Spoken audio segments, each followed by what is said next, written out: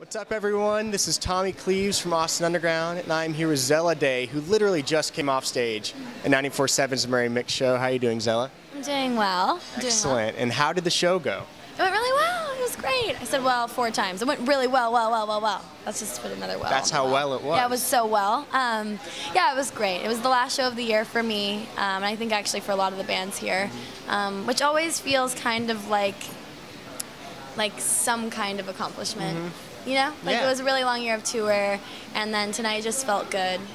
Everybody in my band was smiling. Absolutely. So nice. Speaking of your tour and shows you played at the Fonda Theater in LA a week ago, right? Yeah. And that's a historic venue. LA Weekly named it the best music venue in LA. Yeah. People like the Rolling Stones, Radiohead, your favorite Jack White have played there. And it's a hometown gig for you. You live in Los Angeles. So a bit of a long-winded intro into the question, but tell me about that show and how that was. So, I mean, hometown shows are always, they're kind of a lot of pressure, just because there's so many people in the audience that you know. In LA, now that I live there, I've only lived there for like 4 years, and it's amazing to be a part of such like a visceral music scene. And the Fonda, like you said, it's important. People really put a lot of emphasis on playing there, and I was really honored to play there, and it went well. I wore like a velvet red jumpsuit and danced around stage and just kind of lost my mind, which is the best. Well, that's what I strive to do. That leads perfectly into my next question. Okay. And you have amazing outfits on stage, and your music videos themselves, your album artwork. Visuals are very important to what you do. It's a big part of your work. So tell me a bit about how you choose the images that go into your music videos or your album artwork or on your Instagram. Well, I think like my music, I want my visuals to have longevity as well. I think it's really important, just because in this day and age, there are people that literally see an Instagram photo of me first before they even hear a song off my record. So I strive to look the way that I sound. And I pull in lots of inspiration from Arizona, where I'm from, the Southwest. I'm really inspired by the 60s and 70s eras.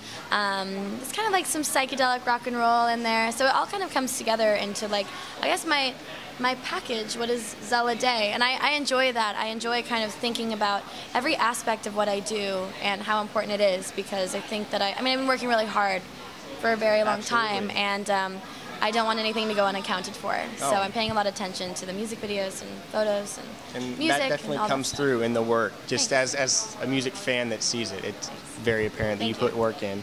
Now, I read that you and Borns are pretty good friends. He's a friend of our show. We've interviewed him a couple times. But you have one leg up on us. You live with him, right? You guys are roommates. Yeah, so funny enough, you are actually the first one to know this. Wow. Austin Underground, the first to know. Okay. Garrett actually just moved out. No way. Yeah, he did. He's been on tours so much that he just got a little spot, like a little room, not even, like, because we lived in a house. And it's just a lot to pay for. Like, we're still, even though we're touring and we've gotten to this place of, like success to a lot of people who are, wanting to play music. Like, going on tour is a big deal, and I think to a lot of people, you're like, oh my God, you must be making a lot of money, but we're not really making that much money. And for Garrett, he's gone all the time, and so a smaller space was right for him.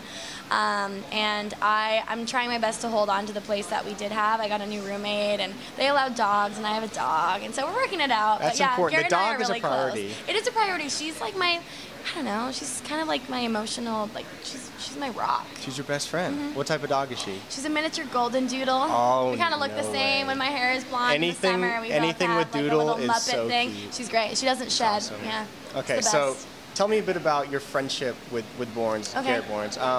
How does that relationship influence you musically? Do you guys feed off of each other? You did acoustic cover of his song Electric Love, which was incredible, by the way. So tell me how that relationship influences you as an artist. I would say the relationship with Garrett has been very healthy. I think that we've been kind of, I don't know, progressing at the same speed. It seems like. I released my record literally like a month before he released his.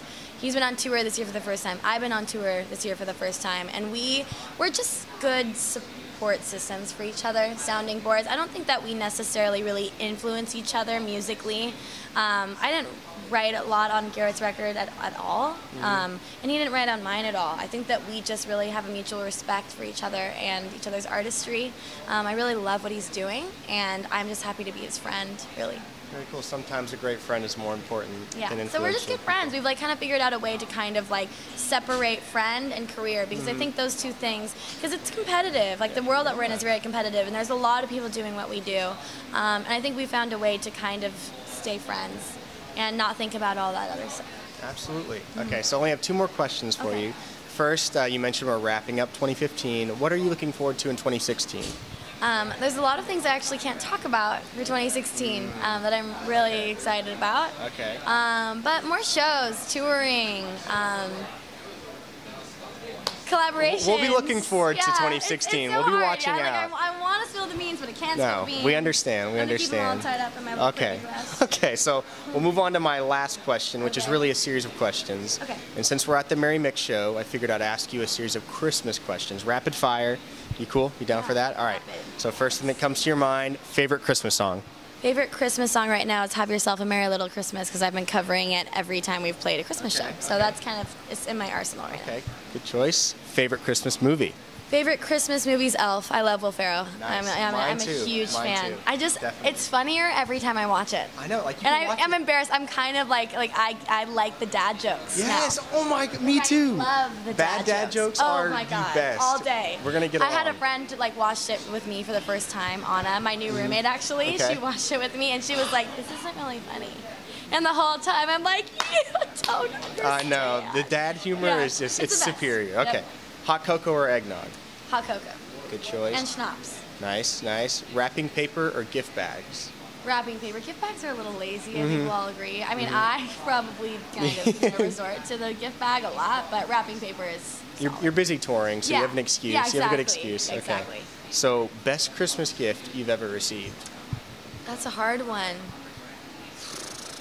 I would say, I think the best is because there's something, the magic about Christmas is so special for children. I think it's so sweet and pure and innocent.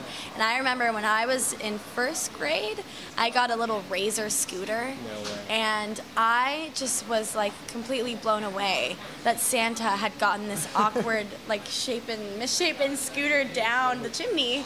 And it was amazing. It was amazing. There was actually my grandmother, we had spent Christmas at her house, and she's an artist. She's very creative.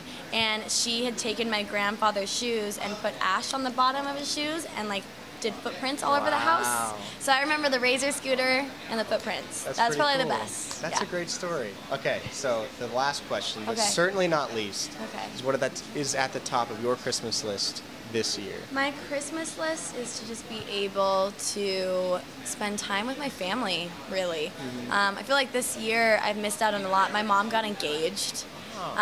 My sister is going to be going to New York for work, and I feel like all of this stuff has been moving and changing, and I've been in Europe or across the country, and it just, I feel like I've missed out a lot, so I'm just looking forward to sitting on the couch and drinking hot cocoa. That's what the holidays are for, Yeah, aren't and catching up, really. Excellent. That's at the top of my Christmas list. Well, thank you so much for taking the time out to talk to us at Austin Underground, and good luck in 2016. We can't wait to see what you do.